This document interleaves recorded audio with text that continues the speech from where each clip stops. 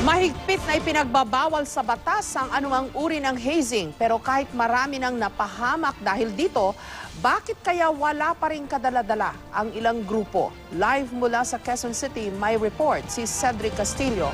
Cedric. Yes, Jessica, isang fratman ang nagpaunlak ng interview sa atin na aminado na nagdumaan sa proseso ng hazing. Pero wala raw siyang pinagsisisihan sa pagpasok sa kanyang fraternity. Yun nga lang, para daw sa kanya ay hindi na kailangan pa ng hazing para patunayan ang sarili. Kakulay ng ube o talong. Ito raw ang sinapit na mga hita ng fratman na itatago namin sa pangalang June matapos sumali sa isang fraternity noong nasa kolehiyo pa. Aminado si June na pagdaanan din niya ang proseso ng hazing. Akala ko hindi na ako makakalakad, hindi na ako makakapasok. Hinuhold ko pa po yung legs ko para makalakad ng maayos. Lahat ako po ganun yung iisip pag nasa neophyte stage, parang gusto mo matapos na. Pinagtibay raw ng initiations ang samahan, lalo na nilang magkakabatch sa pagpasok. Pero sadya raw torture ito kahit pa nasa klase at wala sa harap ng mga master. Mental challenge na pinapagawa sa'yo na parang natutolorete ka na hindi mo na alam yung ginagawa mo. Wala raw pinagsisisihan si June sa pagpasok sa napiling kapatiran at malalim daw para sa kanya ang kahulugan ng salitang Brad. Bagay na batid daw niyang mahirap maintindihan ng iba. Pero ngayong nakatatandang miyembro na siya ng kanilang frat, isa lang daw ang masasabi niya tungkol sa hazing: kalokohan. Mas meron talagang impact yung pag-e-educate sa kanila mentally. Kasi yung pain, nawawala siya eh. Muling naging laman ng balita ang di umano'y nagpapatuloy pa ring kultura ng hazing matapos mamatay ang estudyante ng De La Salle College of St. Benilde na si Julio Cesar Servando. Sa ilalim ng Republic Act 8049 o Anti-Hazing Law, hindi lamang pisikal na pananakit ang kahulugan ng hazing, maging ang panghihiya at psychological na pagpaparusa ipinagbabawal din sa ilalim ng batas. Ayon sa isang psychologist, bagaman hindi natural sa tao ang pagiging bayolente, may mga pagkakataong instinct na ang nagdidikta para isantabi ng tao ang pagiging mahinahon. May mga organizations kasi na they're very protective of themselves, no? They only want the best to come in. You know, and one way para mag-weed out yung mga unwanted, syempre may test na pagdadaanan. Pag lumabas ng adrenaline, more paddling makes the hazer beat him up even more.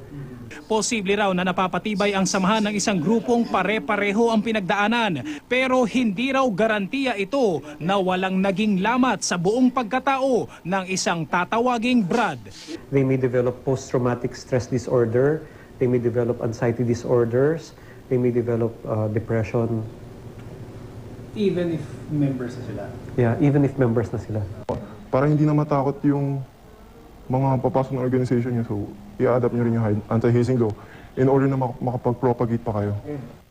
Jessica, isa pa nga explanation ng psychologist na nakausap natin, kung ikukumpara raw sa isang barkadahan na medyo mahaba yung panahon na guguguling para mabuo, itong fraternity raw na limitado yung oras para sa initiation ay napapabilis daw yung bond among neophytes kung sa haluan ng emosyon, ng adrenaline at saka yung syempre yung torture. Yun nga lang daw, simpleng-simple, ang batas ay batas, bawal ang hazing sa Pilipinas, Jessica.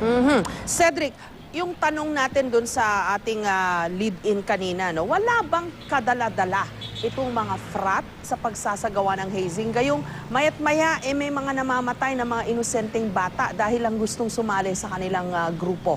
Alam mo, Jessica, may ilang mga fratmen na rin tayo nakausap. Specifically, itong in-interview natin kanina, ang sinasabi nila dahil daw dito sa paghihigpit o doon sa anti-hazing law, may mga fraternities daw talaga na strictly hindi ipinapatupad dito. Of course, pwede nila sabihin yan. Pero itong paninindigan kanina nung in-interview natin, ay ang fear daw nila is mabawasan.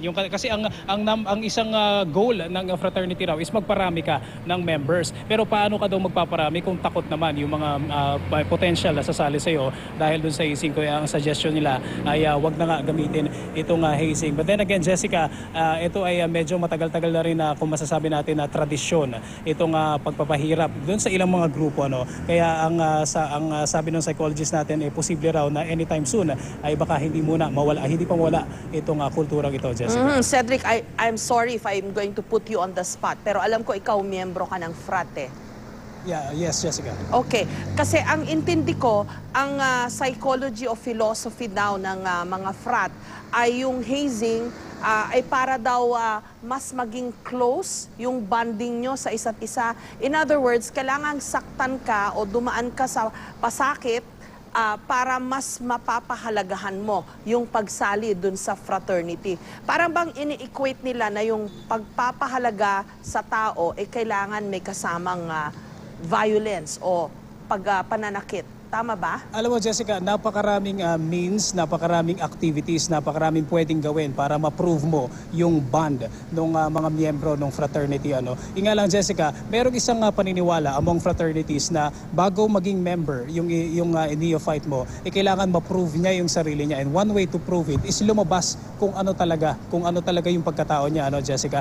Isa sa mga reasons, kumbaga, yung ibang mga fratmen na nakausap natin kung bakit nagkakaroon ng ganitong pagpaparusay kasi pag sinubject mo sa isang situation na talagang walang-wala or napaka-desperado ng isang tao, doon lalabas yung kanyang tunay na pagkatao na hinahanap ng fraternity na gustong masalihan. Pero then again, Jessica, i-stress din natin, simple-simple lang, ang batas ay batas at walang bawal ang hazing, Jessica. Ikaw ba na-haze?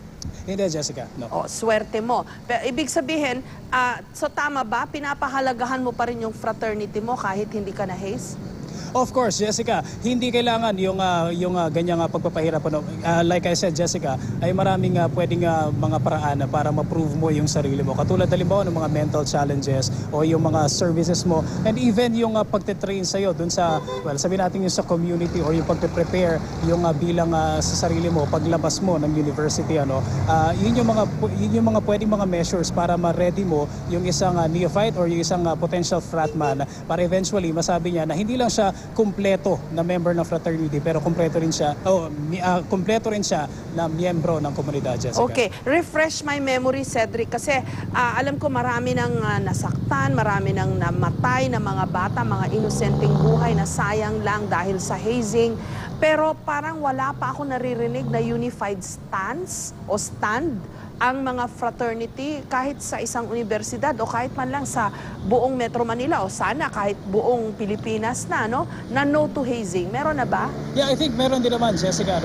In fact, doon sa pinanggalingan kong university ay very vocal naman yung Interfraternity Council doon about against hazing. Ang problema dyan, Jessica, itong mga ganitong activities done discreetly at talagang nakatago sa mata ng publiko. Kaya mahirap pa rin talagang tuntunin. At yun yung actually yung challenge kung paano mo mapoprove, paano mo mahuhuli na may ganitong activity na nangyayari, Jessica. Okay, kasi I have yet to hear yung mga fraternity mismo na nasasangkot, alam naman natin kung ano-ano sila, di ba? Pero parang hindi ko alam kung naglabas na ba sila, baka nagkamali lang ako, hindi ko maalala. Naglabas na ba sila ng statement na from that time on na may nangyaring hindi maganda sa isa sa mga miyembro dapat nila, naglabas sila ng statement na no to hazing?